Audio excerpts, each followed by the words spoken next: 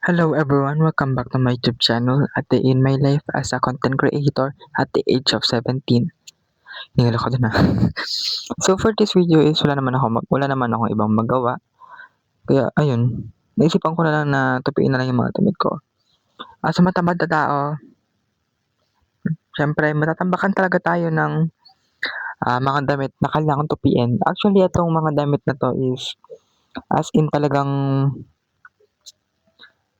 nung isang araw, hindi siya nung isang araw, kahapon ko lang siya nilabhan pero bago yun siyempre maliligo muna ako. Kasi nga, Diyos ko, hindi ako makakakilos na hindi pa ako naliligo kasi parang kapag halimbawa na hindi ka pa naliligo, parang nakakatamad pang kumilos gano'n pero once naligo ka na, dun na lahat papasok yung kasipagan. Kasipagan, ang OA. Pero as in talagang makakakilos ka na maayos once you're done and took a bath. Basta yun, gano'n. Wala akong ibang mahanap na sukli sayad naman. So yun na lang yung ginamit ko na pang-ano ng buhok ko. Pero dati kasi ginagamit ko talaga as in, yung alam mo yung pang-ano lang, yung sa razor, yung ginagamit ko lang panggupit, gano'n. Yung mga kulay black, gano'n. Yung iba't ibang shapes ba yun or haba? Haba, oy. Ayun, joke lang.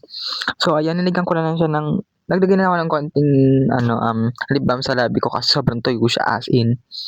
No choice naman ako. Pero no joke guys, maganda 'tong lip balm na ginagamit ko currently kasi nga as in talagang wala siyang lasa pero,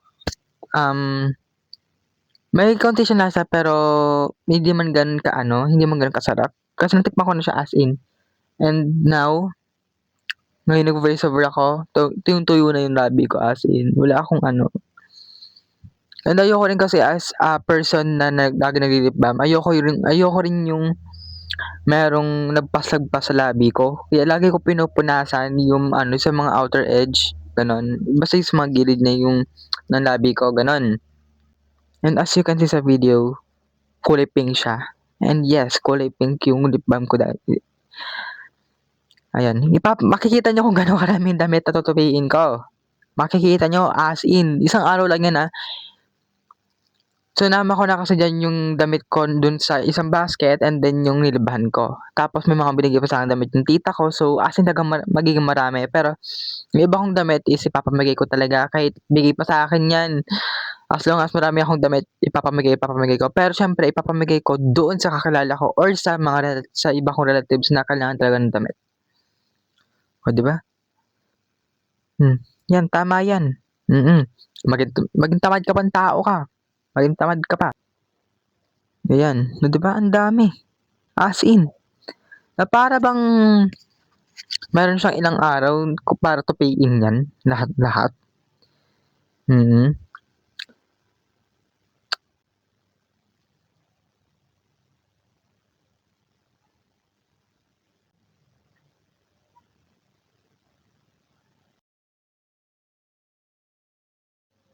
And ayan, as a person na ano ba, ewan ko rin. As a person na lagi nagmamadali, ayun ang time lapse lang ako kasi parang hindi rin, ah, sa oras. And yung gamit kong phone diyan is yung iPhone. So ayan, wala na akong ginagawa. Kasi natapos ko naman na lahat ng mga tutupiin ko. So, ayun lang. Bye-bye.